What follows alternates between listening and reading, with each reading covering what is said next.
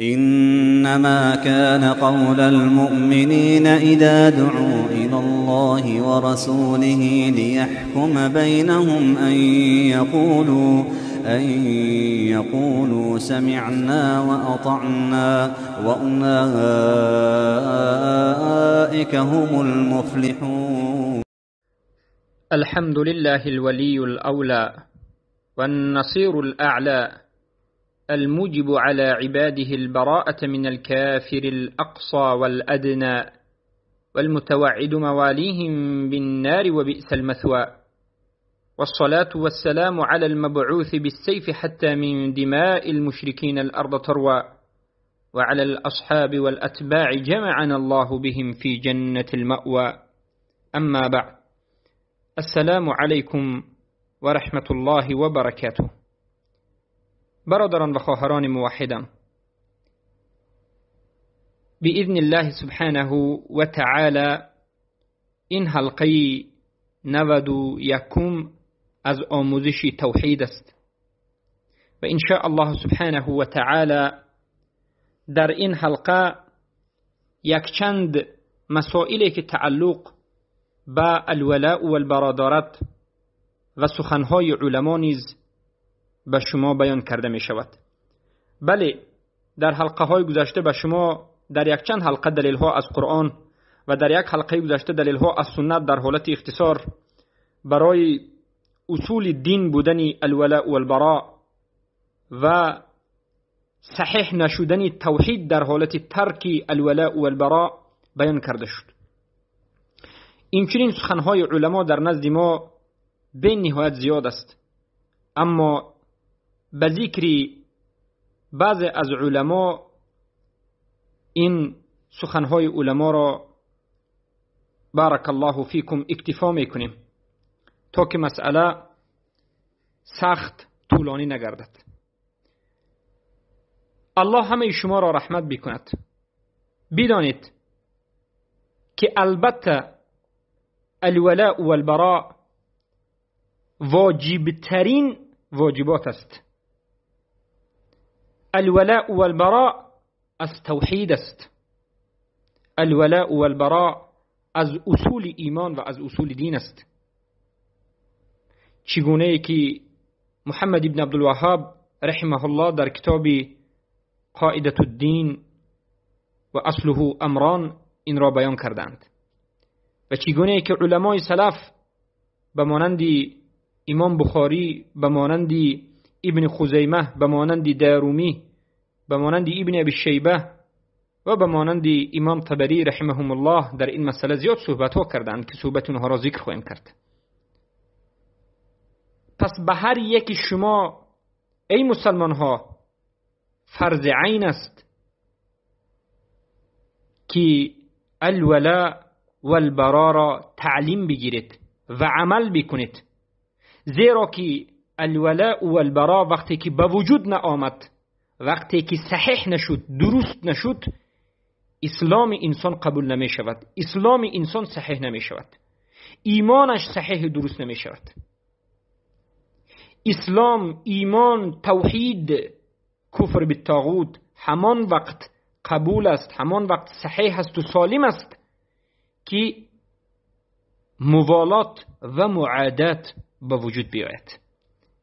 موالات الله و رسول و دین، مؤمنین و موحدین و نصرتشون و محبتشون و معادات و دشمنی و بغض و عداوت از شیطان و مشرکین و یهود و نصارا و مجوس و کفار و ملحدین و از مرتدین و منافقین. بارک الله فیکم. این اصل است و این یکی از آشکارترین و بزرگترین عبادت است از درون عبادت ها. البته که سبحان الله یکی از افضلترین عبادت است که به واسطه این عبادت انسان به الله خودش را نزدیک میکند و البته که الله به سبب همین عبادت از بنده اش راضی می شود و ترک کردن الولاء و البراء در حقیقت گرفتار شدن به بزرگترین غضب الله است و الله از انسانی که الولاء و البرا را ترک کرده است عملش را و عبادتش را و یگان کارش را قبول نخواهد کرد. هر کسی که الولاء و البرا را تطبیق نکرد، عمل نکرد، انجام نداد، داخل جنت نمی شود.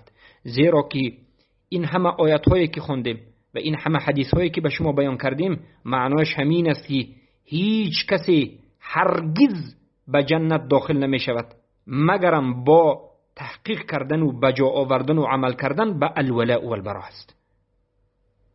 هر کسی که الولاء و البرا را ترک بکند، هر کسی که الولاء و البراش سبحان الله بشکند، نابود بشود، بداند که اسلامش شکسته و نابود شده است. از همین جهت است که الله سبحانه و تعالی در صدها آیت قرآن آشکار، واضح، بین نهایت صریح بیان نموده است که الموالات و المعادات ترکش کفر است، شرک است، ردت است و عمل کردنش این ایمان است، توحید است و مؤمن شدن و گرفتار شدن به موالات الله است. سبحان الله. پس قرآن و سنت به شما بیان شد که الموالات و المعادات از توحید است و الله امر کرده است ما را که موالات را انجام بدیم، موالات را به الله، به رسولش، به اولیای الله، به دینش انجام بدیم و معادات را به دشمنهای الله انجام بدیم. بارک الله فیکم.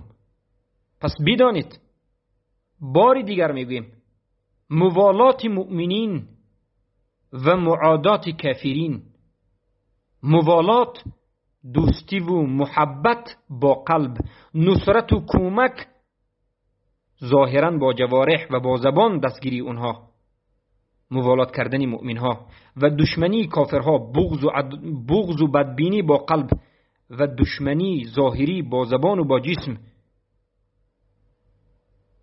نسبت کافرها از اصول دین است. از اصول دین است که به همین عمل، به موالات مؤمنین و به معادات کافرین، اصول دین صحیح نمی شود، صالح نمی شود، درست نمی شود. ضد موالات مؤمنین و معادات کافرین چی؟ ضدش دشمنی کردن با مؤمنها و بغض عداوت کردن با مؤمنها و دوست داشتن کافرها و کمک کردن کافرها. سبحان الله. یعنی کسی بیاید دشمنی با مؤمنین بکند، با مؤمنین بجنگد، ضد مؤمنین حرکت بکند، ضد برای نابود کردن مؤمنین پول پرداخت بکند و نسبت کافرها رحمگین باشد، کمک کننده باشد. البته که این بریده واقع شده است. امام طبری رحمه الله از علمای سلف در موالات کفار میگویند فإنه من يفعل ذلك فليس من الله في شيء. همانا که هر کسی موالات کفار را انجام میدهد، موالات کفار را میکند، یعنی کفار را دوست می‌دارد یا که به کفار کمک میکند یا که هر دوش، هم دوست می‌دارد هم کمک میکند، بدانید که فلیس من الله فی شیء، یعنی الله از او براءت کرده است و او هم از الله براءت کرده است. فلیس من الله فی شیء را خودی امام طبری تفسیر میکنه و میگن یعنی فقط بری من الله، هر کسی که موالات به کفار کند از الله براءت کرده است و بری الله من، و الله هم از او براءت کرده است بارتداده عن دینه و دخوله فی الکفر. به خاطر چی الله از او براءت کرده است؟ به خاطر اینکه از دینش رده کرده، از دینش خارج شده، کافر شده و داخل به کفر شده است. سبحان الله. ابن حزم در زیر آیت و من یتوله منکم فانه منهم میگن انما هو على ظاهره بانه کافر من جمله الكفار فقط و هذا حق لا يختلف فيه اثنان من المسلمين. این آیت ظاهر است، هر کسی که اونها را دوست بدارد از همونها است، معناش این است که هر کسی که کافرها را دوست بدارد او هم کافر است، هر کسی که کافرها را نصرت بدهد او هم کافر است و از جمله کفار است. بارک الله فیکم. ابن تیمیه رحمه الله اینچنین ذکر میکنند، خیلی که در کتاب الاقتضاء مجله اول صفحه 221 آمده است: الایمان بالله والنبي مستلزم لعدم ولايتهم فثبوت ولايتهم يوجب عدم الايمان لان عدم اللازم يقتضي عدم الملزوم. ایمان آوردن به الله و ایمان آوردن به رسول الله صلی الله علیه و سلم لازم می شمارد که انسان به دشمنای الله و مشرکین کفار موالات نکند، دوستی نکند.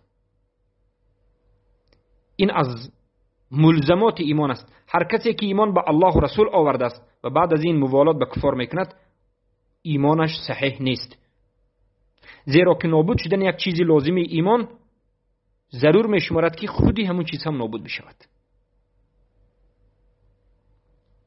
سبحان الله. در جای دیگر میگن که در مجموعه الفتاوا مجله هفتم صفحه 18 میگن که ولا یجتمع الایمان و اتخاذهم اولیاء فی القلب. در قلب انسان ایمان و اولیای کفار در یک جا جمع نمیشود، این ناممکن است. ابن القیم الجوزی در کتاب اغاثة اللهفان میگویند ما نجا من هذا الشرك الاکبر، از شرک اکبر نجات نیافته است مگرم کسی که جرد توحیده لله، توحیدش خالصا به الله باشد، و عاد المشرکین فی الله، و دشمنی مشرکین را به خاطر الله کرده باشد، و تقرب بمقتهم الی الله، و نزدیک جسته باشد به سوی الله، تقرب کرده باشد به سوی الله، به پس زدن و تحقیر کردن و ناچیز کردن، ناامید کردن کفار. یعنی این براءت بزرگترین عبادت است. پس ببینید که علما چی گفتند.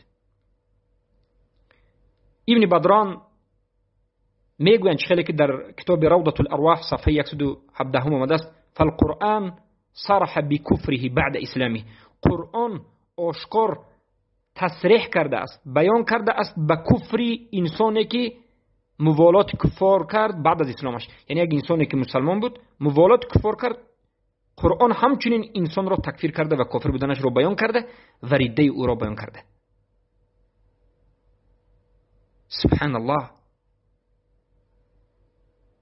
پس حمد ابن عتیق رحمه الله میگن خیلی که در کتاب الدرر السنیه فی العجة النجدیه مجله نوم صفحه 263 آمده است قد دل القرآن والسنة على أن المسلم إذا حصلت منه الموالاة موالاة أهل الشرك والانقياد لهم ارتد بذلك عن دينه. قرآن و سنت به همین دلالت میکند که همانا هر کسی از مسلمان ها در هر کسی از مسلمان ها حاصل شود موالات کفار، موالات اهل شرک و سمع و طاعت به مشرکین و کمک کردن اونها و اطاعت کردن اونها، با همین عملش مرتد شده و از دینش خارج شده است. سبحان الله.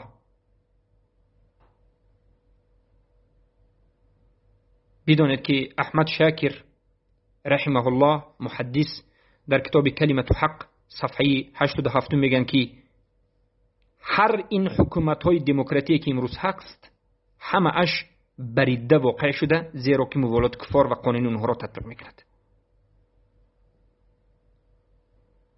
محمد امین شنقیطی رحمه الله علامة اهل السنه والجماعه میگویند خیلی که در کتاب تفسیرشون اضواء البیان مجله اول صفحه 413 آمده است ويفهم من ظواهر هذه الآيات أن من تولى الكفار عمدا اختيارا رغبة فيهم أنه كافر مثلهم.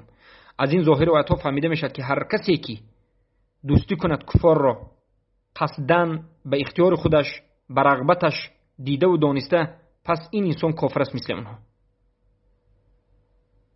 ابن سعدی در تفسیرش میگوید، عبدالرحمن ابن سعدی رحمه الله میگوید همانا که موالات کافرین با ایمان صحیح در یک قلب جمع نمیشود، یعنی که هر کسی که موالات کافر را کرد او کافر است. لأن موالات الكافرین لا تجتمع مع الایمان، زیرا که موالات کافرها با ایمان در یک جا جمع نمیشود. محمد ابن عبدالوهاب در باره موضوع الکفار و طواغیت در کتاب الدر السنیه میگویند، البته در کتاب الدر السنیه فیض النجیه ذکر شده است، مجله 10 صفحه 53: لا يصح دین الاسلام الا بالبراءه من هؤلاء. دین اسلام صحیح نمیشود مگر با براءت کردن از اونها، یعنی مشرکین کفار. در جای دیگر میگند الرضا بالکفر کفر و موالات الکفار کفر. همانا که راضی شدن به کفر این کفر است و موالات کفار این کفر است. بله، هر کسی که به کفر راضی میشود خودش کافر میشود. هر کسی که به دموکراسی راضی میشود کافر است. هر کسی که دموکراسی را میخواهد کافر است. این موالات کفر است. هر کسی که این طاغوتی که در تاجیکستان است یا که در آسیا مرکزی است، این پرزیدنت های کفری را چی میکند؟ انتخاب میکند.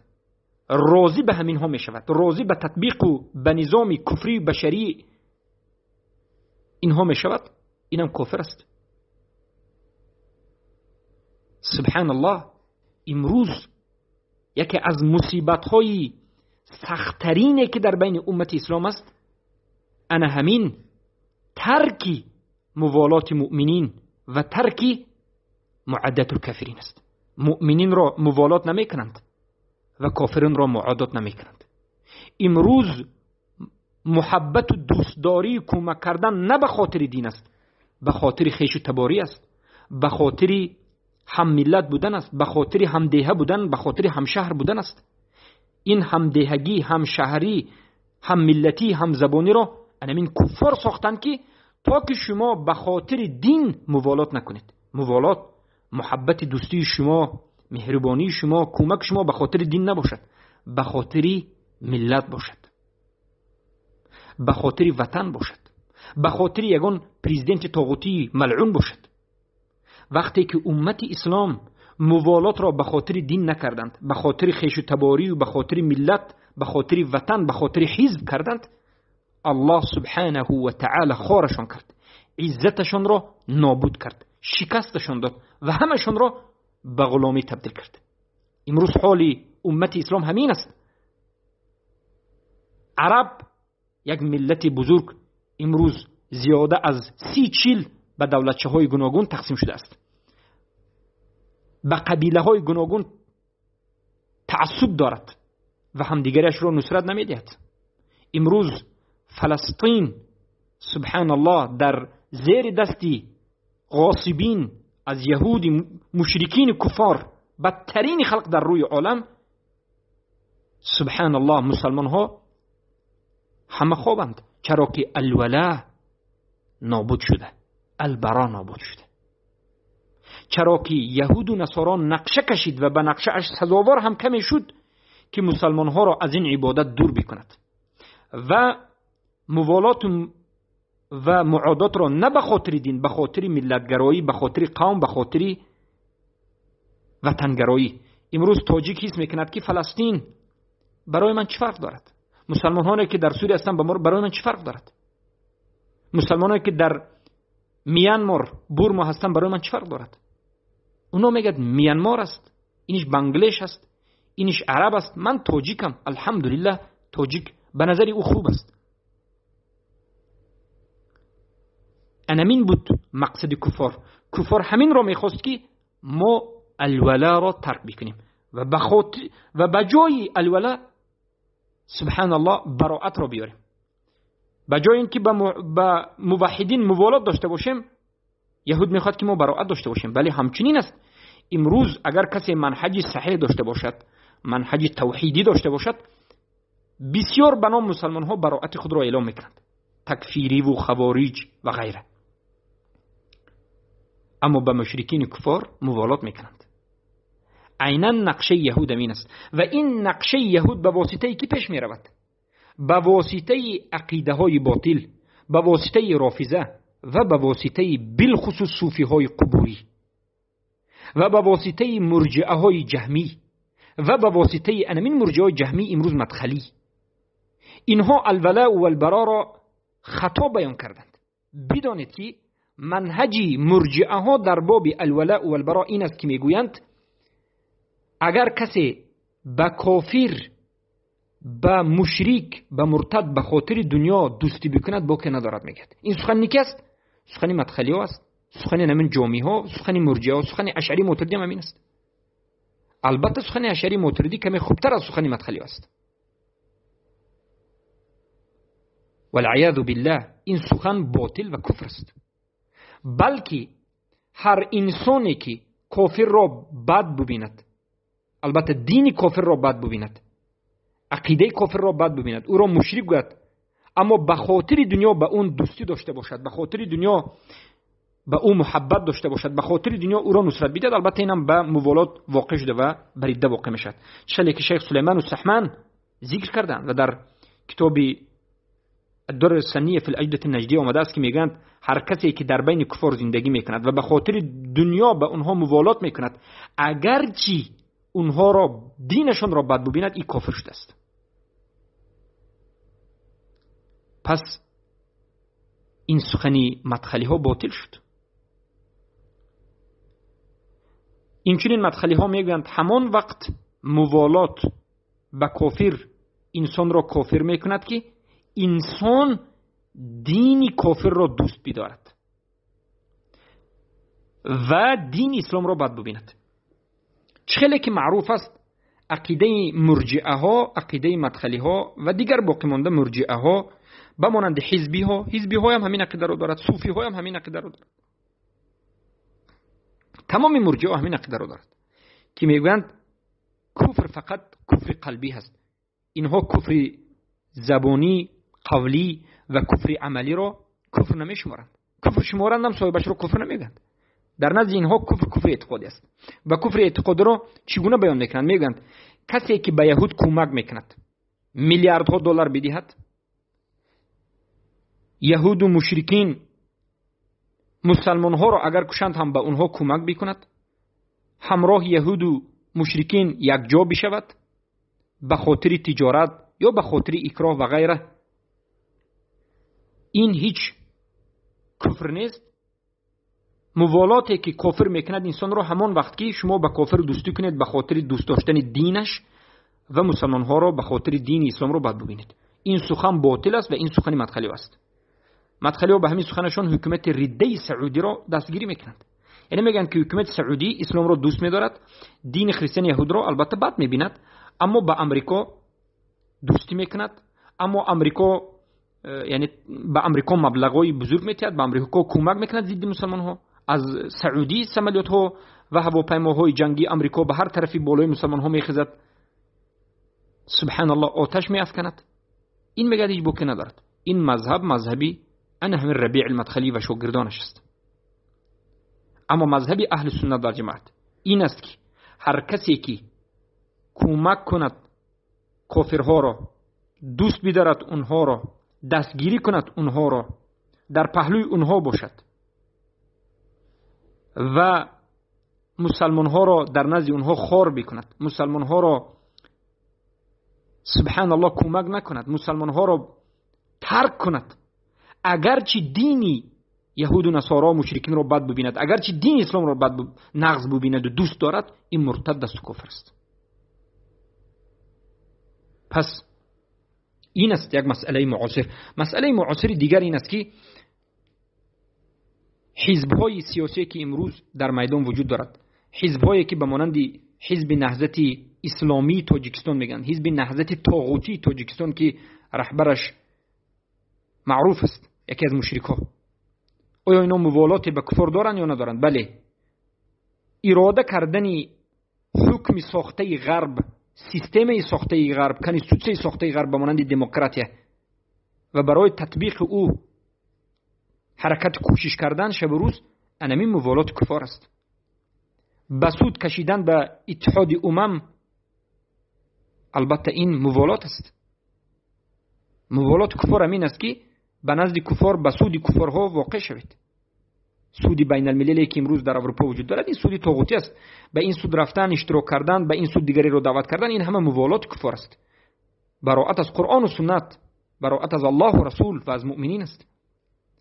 البته این حزب‌هایی که امروز حزب‌های اسلامی که در این عالم وجود دارند، حزب نهضت تاجیکستان، حزب تونس، حزب نهضت اسلامی تونس، حزب مالزی، حزب بنگلادش، حزب اردوغان که در ترک، همه اینها آشکار براءت خود را از اهل توحید اعلان کرده و موالات خود را به غرب اعلان کرده. اینها براءت خود را از الله و رسول دین و از اهل توحید اعلان کرده و اینها محبت و موالات خود را نسبت کفار اعلان کرده است. برای اینکه بزرگترین موالات اکبر این تطبیق دموکراسی است. وقتی که شما دموکراسی رو تطبیق میکنید، البته که شما یهود رو تمام گفتهش رو تطبیق کرده شدید. یعنی بزرگترین موالات همین است. اگر همین موالات نباشد دیگر موالات وجود ندارد. من حالا یک نقشه کشم به شما که در خانه‌تون چگونه زندگی میکنید. به خواهش من شما از خانه برایید. به خواهش من به خانه درآیید. من چگونه خواهم همچنین زندگی بکنید. آیا شما گفته مرا اطاعت کرده شدید؟ بله. آیا شما موالات کرده شدید؟ بله. این چنین یک جماعت بیاید دموکراسی رو به گفته 100% اروپا و امریکا تطبیق کند، این موالات کرده و این کافر مرتد است و این جماعت بالکل کافر مرتد است. و امروزه پرزیدنت های دموکراتیک که خود را مسلمان میگوید، نماز میخواند، حج میرود. اگر نماز و حج بخواند، البته نماز بخواند و حج برود که البته اونها نمیخواند و حج هم نمیرود. البته اینها با وجود نماز خواندنش، با وجود قرآن خواندنش، با وجود زکات و حج رفتنش، اینها مرتد است و اینها به یک چند نواقع اسلام واقع شده و یکی از اون موالات کفار است. 100% گفته کفار رو به جا میبرد و براءت خود را از الله و رسول دینش اعلام میکرد. براءت خود را از سنت پیامبر صلی الله علیه و آله گذاشتن ریش، از قانون الله سبحانه و تعالی که این حجاب است، از حلال کرده الله سبحانه و تعالی که یک چند زن گرفتن است، از تمامی کنستوسیون الله سبحانه و تعالی اینو براءت خود را اعلام میکرد. اینها مرتد است، اینها مشرک است و کسان بیاید از همین ها راضی بشود، از همین رئیس ها، از همین حزب ها راضی بشود، دستگیری بکند، کمک بکند برای پیشرفتش، البته که بریده واقع شده است. البته که بریده واقع شده است. چرا ما میگیم که دولت هایی که کافر است و ضد اسلام می جنگد، لشکرش هم کافر است اگرچه لشکر نماز خواند؟ چرا که اگر کسی ظالم باشد و کسی دیگر بیاید همین ظالم را کمک کند، کمک کننده ظالم مثل ظالم است. کسی که شرک را انجام بدهد و کسی دیگر برای انجام دادن شرک او را کمک کند، کمک کننده برای انجام دادن شرک هم مشرک است. کمک کند که سجده به غیر الله کرده شود، دعوت به سوی شرک بکند، مشرکین را دفاع بکند، اینا مشرک است. امروز لشکرهایی که در این دولت‌های دموکراتی وجود دارد برای چه ساخته شده است؟ همه این لشکرها برای دفاعی سبحان الله کفار، برای دفاع ردة و برای دفاع کنستوسیایی که مخالف قرآن و سنت است، نه به خاطر دفاع قرآن و سنت، نه به خاطر دفاع مسلمان ها. قسم به الله اگر اینها هیچگاه هرگز مسلمان ها رو دفاع نمیکنند، هم دولت های عربی به نام مسلمان، هم دیگر دولت هایی که خودش رو پاشوهش مسلمان میگد و در اینجا مسلمان نشین است، همه این دولت ها مرتد است، زیرا که اینها براءت از الله و رسول و مؤمنین و موحدین و اساسا براءت از تطبیق شریعت الله کرده و موالات کفار و مشرکین و تطبیق ساخته های و تطبیق نقشه ها و نظام های اونها را میکنند. الله میگه احشروا الذين ظلموا وازواجهم، حشر کنید، از قبر بخیزونید کسانی را که ظلم کردن در دنیا. به همین تمام است؟ نه، و کسانی که به همین ظالم ها کمک کردن اونها رو هم بخیزونید. کمک کننده ظالم کیست؟ لشکران ظالم است.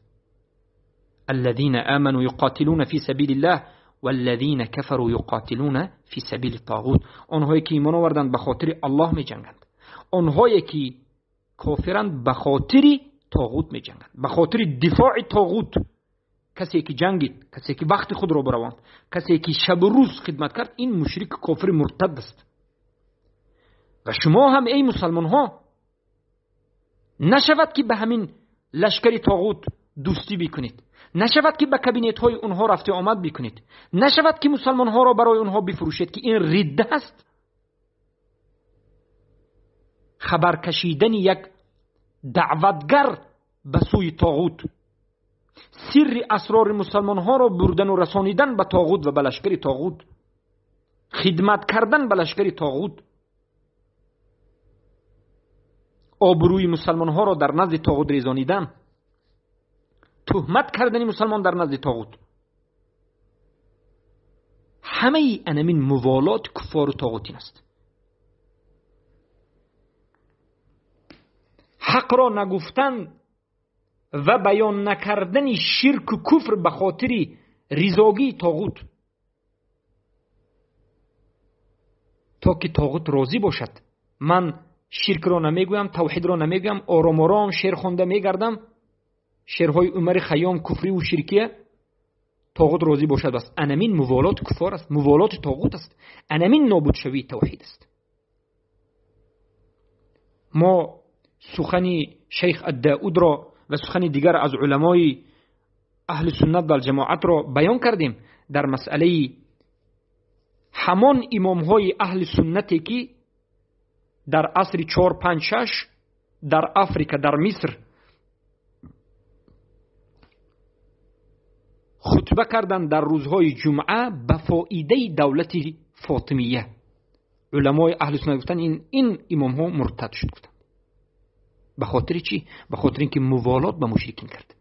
او میتوانست که هجرت بکند، او میتوانست که خطبه نکند، او میتوانست که ساکت باشد، لااقل ساکت باشد.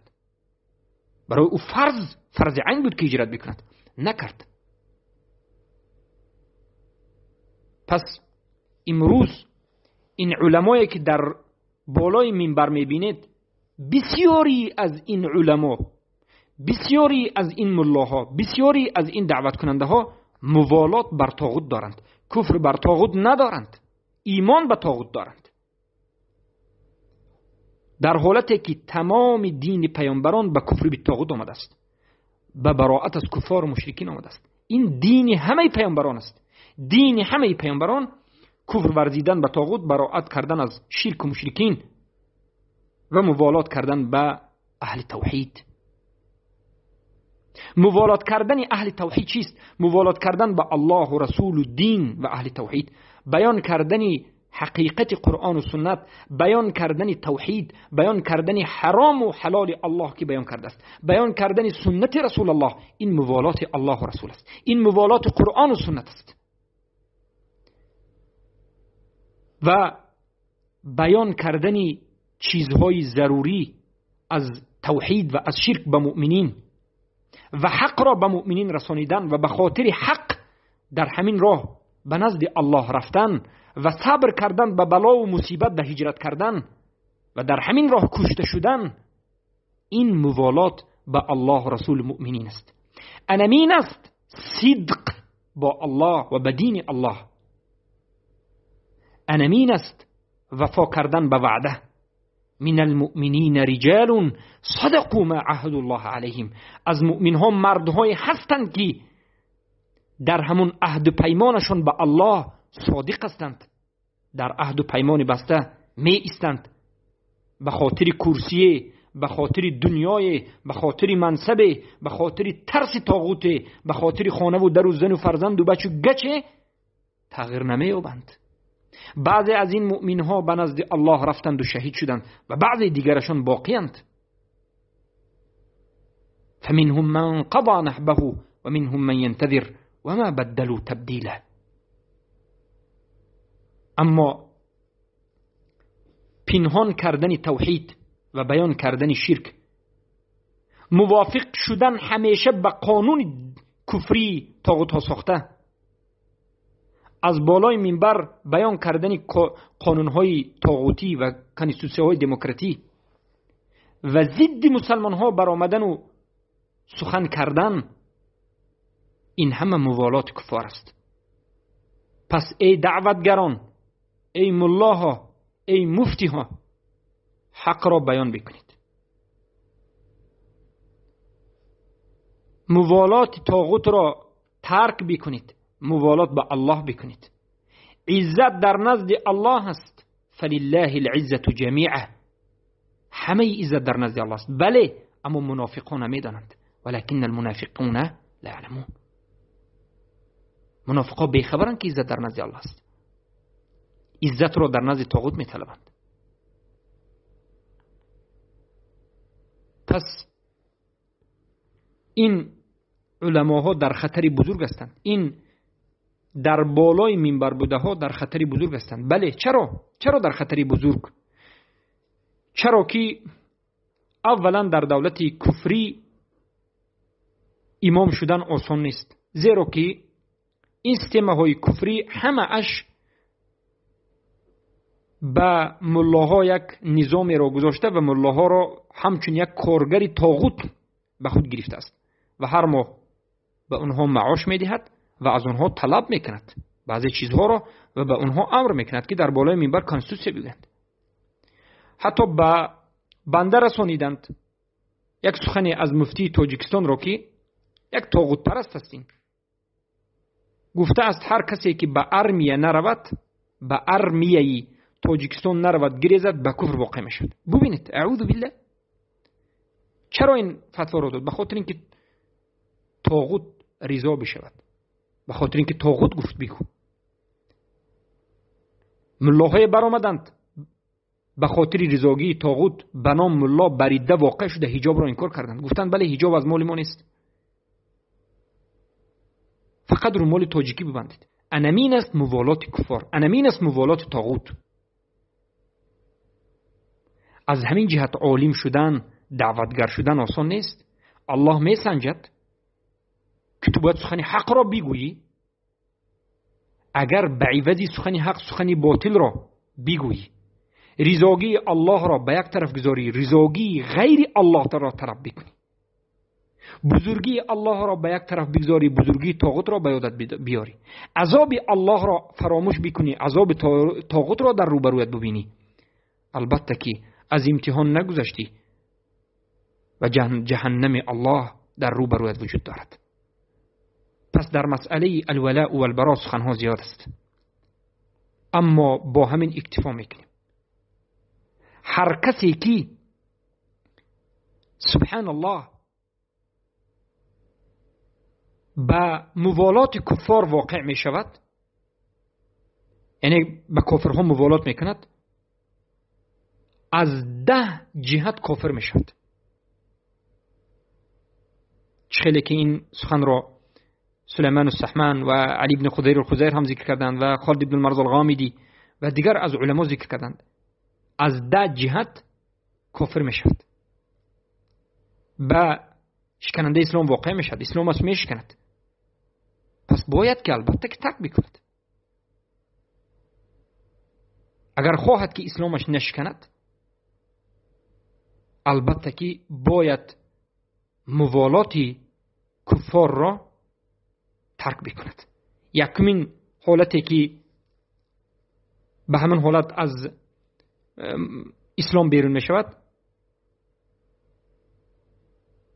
همانا که علما میگند دوستی کردن موالات کفار و ترک کردن دشمنی و عداوت کفار اصلی کفر به طاغوت را نابود میکند.